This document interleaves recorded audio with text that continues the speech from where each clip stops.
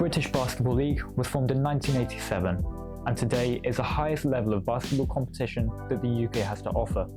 The league got off to a quick start, growing rapidly both in popularity and level of competition. By the late 90s, they had attracted a deal with the prestigious NTL network and partnered with sponsors such as Peugeot, Budweiser and Playboy. The BBL was now threatening to become the next European basketball powerhouse, but 2 years later, NTL would file for bankruptcy and the league would never truly recover. But what about the BBL today? Well, the past 3 years have actually seen a very positive expansion. During the 2021 season, it was announced that Miami-based alternative investment firm 777 would invest £7 million in return for a 45% stake in the professional league. As well as this, Sky Sports would agree to cover a selection of games from throughout the season, in part of a bid to improve the overall production of the league. Now this was definitely a huge step in the right direction, but there's still a long way to go. And to discuss that further, I think we need to hear from someone with first-hand experience. So, here is Andreas Kapoulos, head coach of the Bristol Flyers. You can see the difference in the British Basketball League over the years, and certainly, Sky Sports coming in, the investment from 777 has really helped things move forward. There is always things you can do better and you can have more, so you can have always more funding and you can do things better, but with basketball it's got to be a gradual process. I think the positive thing is before 777 came in, I think the British Basketball League has been growing. You can see it in the talent level of the players, you can see it in the coaching level, and the club's infrastructure as well. Certainly London Lions' recent success in Europe has helped. Other clubs have decided to make the step into European competition, us being one of them, playing in the European North Basketball League. Newcastle did the same. Caledonia also joined the FIBA Europe Cup. So it kind of shows that there is an upwards trend in the British basketball scene.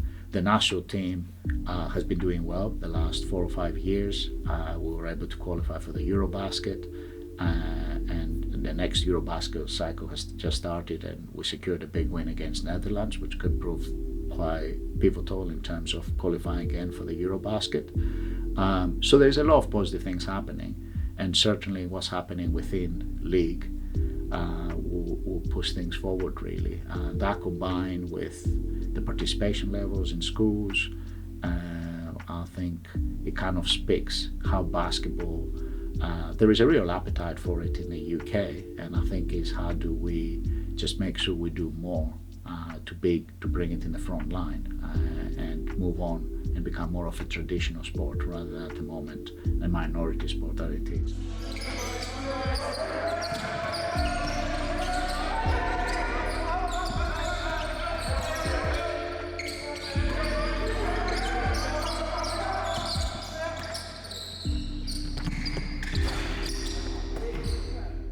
From a basketball perspective, what we can do is we can just go all the benefits that basketball brings and who represents and what barriers it breaks down, and I think what we need to do as basketball is we've got to be more united. I think the one thing that probably hurts basketball is there has been quite a lot of politics and problems in the past that have not allowed us to have a united front. But really we do need to the politics of it and the government. I think we do need to do ourselves a better job of representing basketball as well. But at the same time, when you see all these different funding figures, it definitely highlights that there is an issue there that needs to be addressed.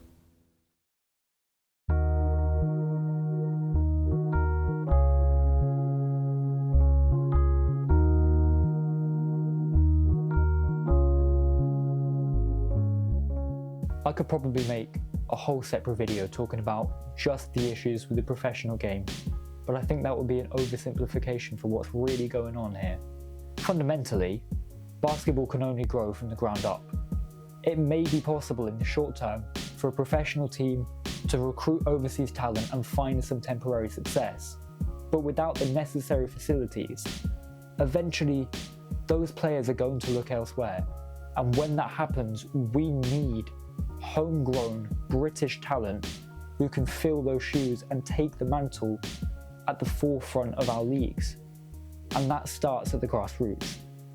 Among the general public, basketball is the second most played team sport in the UK, behind only football. According to surveys conducted by Basketball England, 14% of adults play basketball at least once a week, and nearly 32% of 11 to 15-year-olds. Despite this, there seems to still be a struggle to accommodate for these children who do have an interest in the sport. For many people, myself included in this, their first experiences of basketball growing up in the UK was playing outdoors on a wet, muddy, cold court in the middle of January because all of the football pitches were taken during a PE lesson. And I think that is a problem. First impressions are important. We need children to pick up a basketball, to be introduced properly and feel excited. We need them to want to continue and grow their interest. And to do that, we have to focus on the people that can make that happen. My name is Rodney Gear. I'm a Bristol Flyers community coach.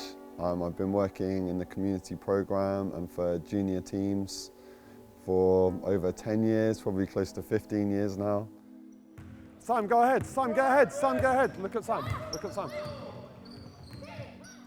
I kind of found where passions kind of overlapped, where like I was working with children and really enjoyed doing that. I was doing after school clubs, started doing voluntary in schools, obviously like lots of football at playtime, and then I kind of found my way into teaching.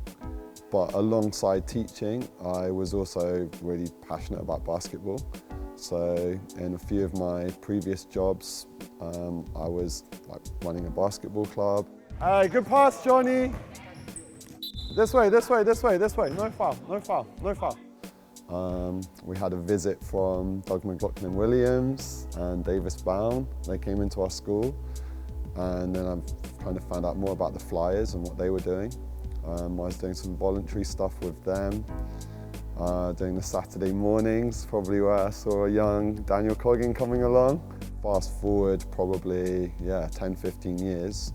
We're still doing the Saturday morning sessions, but this time it's like as a paid coach with our team of Bristol sport coaches.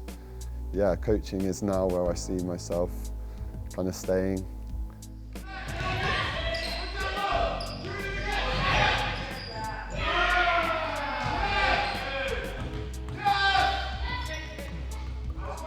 It's probably one of the loves of my life. I mean, my wife jokes saying that I'm married to basketball. It means a lot to me because I just love the sport so much. I think basketball is quite like people know each other within the community. Just to get kids into the sport, it relies heavily on volunteers. Now that we have Flyers are working with Bristol Sport Foundation, it's meant that we can provide more opportunities for children to play basketball, but we don't do as many competitions. So all of the junior programs still rely on volunteers for coaching.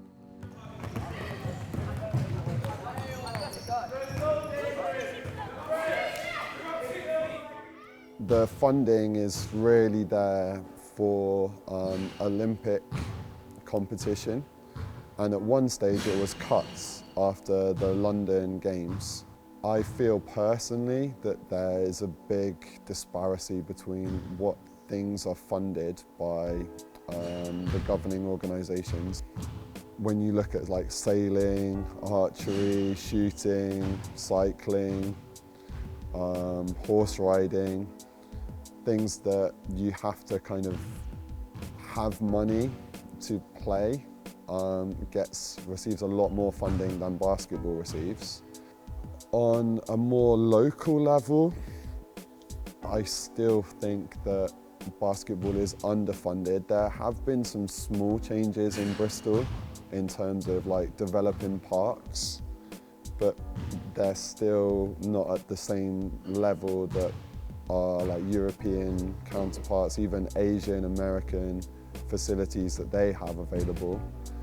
And considering we're the second most, well I say basketball is the second most played team sport in the UK, it just doesn't seem like we've got the balance of providing facilities and funding for those children, because what I experience in my role as a community coach is we've got lots of kids, we've got 30 kids at camp today that you've seen playing.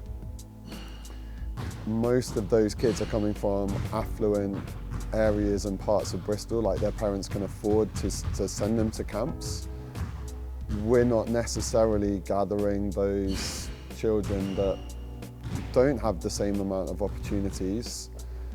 And it's another one of my passions to make it more available to everyone, to equal opportunities to play. Can I talk about Project Takeoff? Yeah. So within the Bristol Sport Foundation, which is where the players sign up to come to camps, we can offer a few spaces to children that can't afford basketball sessions.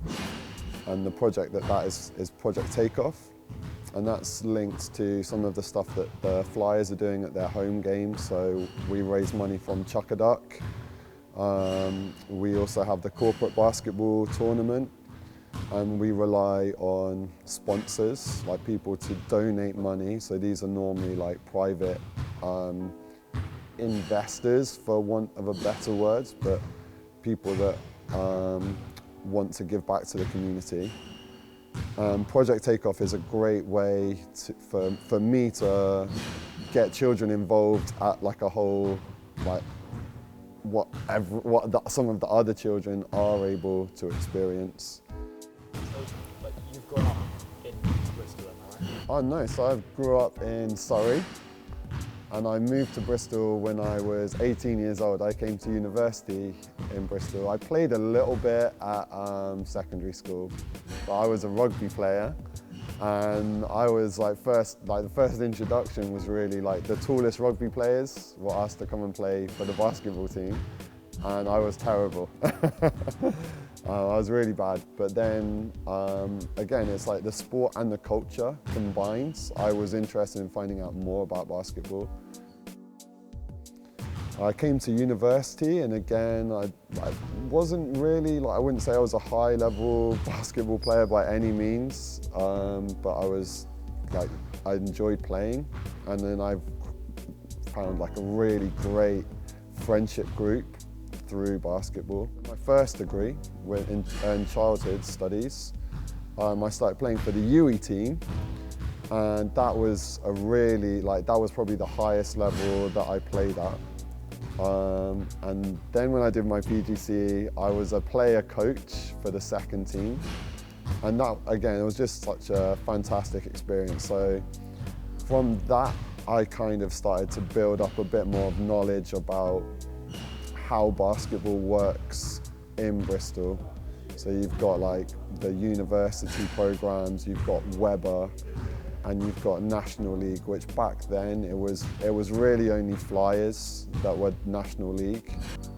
And since then, even in the last 5 years, basketball has just gone up and up and up in demand, and we're seeing more and more teams popping up and competing at a really high level.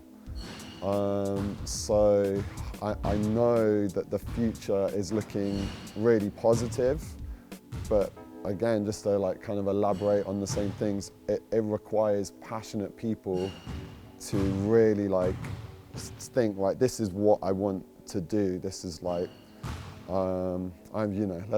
give a few examples. So Dan is now running House of Elite Basketball, and Bristol Sonics is his team. He's just doing some fantastic work over there in terms of growing participation. He's getting competitive games for his team. I mean, you've seen a couple of the kids playing today, they also train with Dan. It is something that Dan has done off his own back. It's something that he wanted to do, and he's smashing it. He's doing such a good job over there. And then again, you just like look at what else has come up. You've got Bristol Storm. We can't forget Bristol Storm, right? So Bristol Storm have always been there, and Bristol Storm have always kind of like kept a bit of check on Bristol Flyers, and that local rivalry has been really, really important for basketball in Bristol. I mean, without them, there's only one place that you can go and play, and that's it. With them, like now you've got, like I say, a bit more competition, more kids participating. And now you look at the landscape, now we've got Hurricanes, now we've got Sonics, now we've got BBU, the Flyers community stuff that I'm doing, Mad Hoops, Somerset Stars. So yeah, lots and lots more basketball being played in Bristol. I think first thing it's important to say, we've always had role models, and they've always done a fantastic job of coming to work with the kids in the community program. Like I was saying about Doug and Davis, they were running the Saturday morning sessions way back when. I think it's just the profile of the sport is on the rise. I still think we deserve more coverage in the British media, and maybe when that happens, we'll see more funds and more investment coming into British basketball.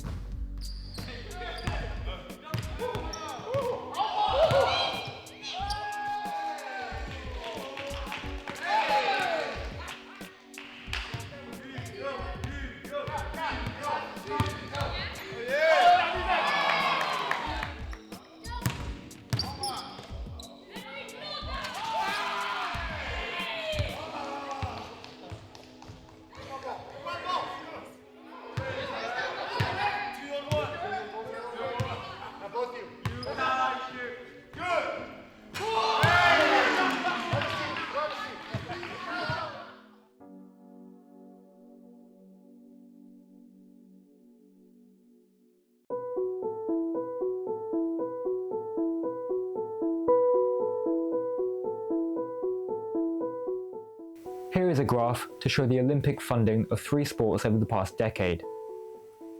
Here's canoeing, equestrian, and here's basketball. When BBF chairman Chris Grant requested an increase in funding, he was told that basketball does not win enough medals and that it's too niche of a sport. Is basketball more niche than riding a horse or owning a boat? Guns are banned in the UK, and shooting receives more funding. Maybe they mean a niche market, but when the NBA came to the UK in 2018, seats sold out in under an hour.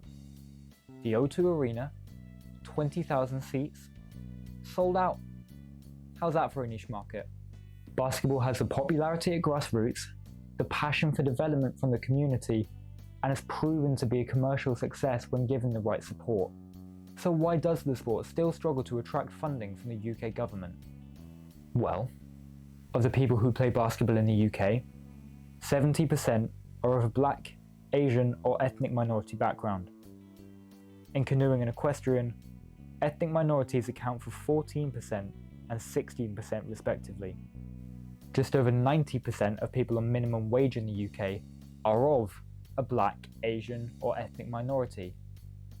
Basketball caters for that community, but those within it can't afford to fund development at a grassroots level. But the people with the money to do that simply aren't as interested. They don't care as much as the people within the communities that it caters for. There's one more name in the Bristol basketball community that I think is worth hearing from. Growing up in the US, he has the benefit of a different perspective. I had a chance to sit down with him and discuss these issues, and he certainly didn't hold back his feelings. So my name is David Senard. I'm the chairman and head coach of Bristol Storm Basketball Club. Bristol Storm is a community basketball club that's been around for 20 plus years. We provide basketball for a lot of kids in the city.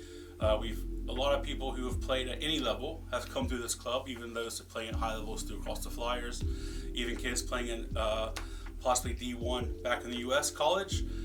We provide basketball for boys, girls, kids, women, everything like that in between.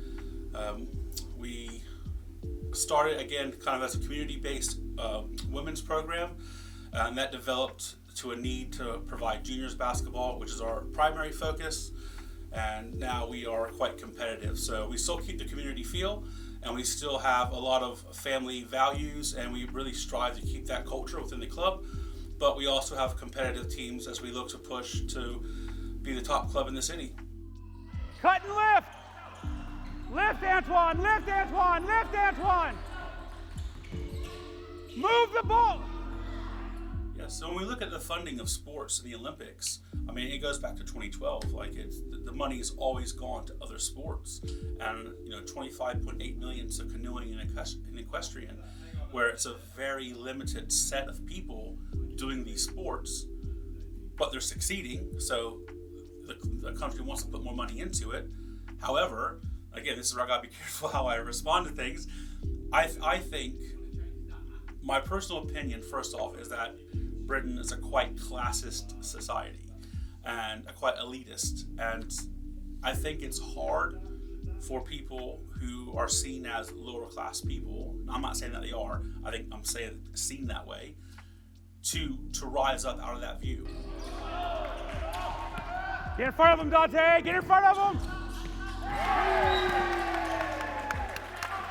So when money's being pushed around, what kind of people do equestrian? Well, I can't afford a horse, right? I'm not an upper class guy. I'm just sort of working class at best. Basketball is more seen as an inner city sport, and it's now more of a minority dominated sport. And I think there's probably some systemic racism as well, where opportunities aren't being provided equally across sports for those sort of reasons. I don't want to accuse any government officials of that, but I think some sports get seen as an old boys club, and I'm gonna look after my own, and those opportunities and money goes to those people who fit that profile. So I think it's a shame, because if you look at the numbers of people participating in basketball, and to get, I think you said 1.8 million for the Olympics, or whatever it was, 1.4 compared to 25, like, there are loads more people playing basketball through all levels. There's probably more kids playing basketball under 12 than there are professional equestrian and canoers, but there's just no money for them. And it's difficult because basketball is not cheap either. I mean, it's not to the same level, but people go, oh, can't you just go outdoors and play? No. Like, first off, outdoor court will ruin a decent ball. Secondly, it will ruin your shoes. Like, so you can't wear court shoes outdoors. And then it's wet all the time. So, like, it's not really, the conditions aren't there to help, and don't get me wrong, like, a lot of great players play outdoors, like, through America. There's loads of stories of kids like Allen Iverson playing at his local courts and stuff. But the weather in those countries are different, and like the courts are different, and like the quality. If you go to a basketball court here, you've got thick metal rims and no net, and there's usually a little football goal. And the people who go up there aren't, they're not basketball people. So it's hard to get into those outdoor courts. So you need an indoor court, and there's no money provided to help clubs have courts. The country, the governing body, doesn't have like basketball centers. Like, I know it would be an investment, but if you were to put 3 or 4 basketball centers, like, one in the southeast, one in the southwest, one somewhere in the north, one in London, and provide like sort of subsidized rates to clubs, or even free chances for clubs to sort of run those courts and facilities for the community, like, it would really help. We're dependent on schools to give us sports halls, and we just lost our main sports hall from this Friday till June 19th. That's a month and a half that we don't have that sports hall to participate in. But yet, if you ride a horse, you can go into a field, and you don't have that same sort of restriction. So I think it is a shame, because I'd have to check, but I'm pretty sure basketball is the second largest team participation sport outside of football in the country. More participation than rugby, more participation than hockey and any other sport that that people play, netball, whatever. And I believe as well, it's also the fastest growing sport, but it's also the one of the lowest funded of the sort of main sort of sports. So it's going to take someone who's higher up than me to look at it and go, what we're doing isn't working. Now we can get by with what we do, but we're never going to compete if we don't change what we do. And I don't think that's easy for people. I think people are quite reluctant to change. And I'm not saying I know how to change it or how to fix it, but I know it's not working. And we don't compete because of that funding issue on the international level. You've got a select few of kids who get to that level because the general public isn't professionally coached. If you look, if I want to coach a club, I volunteer, all right? So I'm doing, as a coach, not as a club admin, not as a club chairman, as a coach, we do 3 training sessions a week, all right, or 2 training sessions in a game. So minimally 6 hours a week, volunteer, which is fine. If we have a game, I may be gone for 12 hours on a Saturday. You got 3 hours drive, 2 hours game, 3 hours drive back, stop for food on the way. I could be gone all day on a Saturday, right? So I'm giving up a lot of time. But I also have to pay to have a DBS check, which is obviously you have to have. I understand that, but I have to pay for it. It's not covered by the government body. It's not covered by, any sort of thing that's being provided by the government. I got to pay for safeguarding courses. I got to pay for licensing. I got to pay to do a level 3. It's £700. So I have to pay that. Now, fortunately at my club, we support our coaches and we'll pay their courses for them and we help supplement some of that cost. But not all clubs are in that position. If I was a brand new startup club and I only had 6 or 7 kids, I'd have to pay all that myself with no support. And I'm probably a parent who doesn't know the sport. I'm probably a parent who goes, oh, well, little Johnny wants to play basketball. He's 7 years old. What can I do? Let's get his friends together and put a team together. So I don't really know what I'm doing. So is Johnny really set up for success long term to be a professional basketball player? He's not getting the right level of coaching. Now he's getting something, and that's great. And I'm not knocking that someone's volunteering because we need those people. What I'm saying is, coaches in this country should be professionalized, and you can't do that on a £1.5 million budget just for the high-end people. The money needs to be focused at grassroots. The money needs to be focused at coaching and clubs who are providing high-level basketball to kids to help them develop. Because then you can attract professional coaches, and then you're providing a better product for the kids, and then the kids are seeing more success, so they enjoy it more, they stay around, they put more effort into it. And then you'll see 15 years from now, our England national team and Great Britain starting to compete with other European countries. But at the moment, they're not going to, because you're relying on basically luck, that you'll have some talent to be there. And luck doesn't win in sports. You just can't be successful. There's no continuity to it. You have to be able to back that up with skill. And these guys are skilled, but they just don't have the same level as the people who they're playing against. And that's again, I don't want that to be disrespectful to the people playing, because they're doing their best. But the records are the records. You can see the scores. You can see the results. We have to change what we do, and we need help with that, with the funding. So no funding is going to be no success, and that's nothing's going to change that. You can't win them all, right? Hey, don't listen to that. Don't listen to that noise. Listen to me. Come in closer. Yeah. We can't let wins go to our head. We can't let losses get to our heart. Yeah. Everybody loses, but we'll come back stronger. I'm proud of you guys. Yeah. That's right. Hey, Congress on 3. 1, 2, 3. Congress. Guys, with enthusiasm, it's been a hell of a season across the board. I'm so proud of all of you guys. Guys who are moving up, guys who are going to be year 11s and under 16s next year, we're about to kick some ass across national leagues, yeah? Storm on 3. 1, 2, 3, Storm!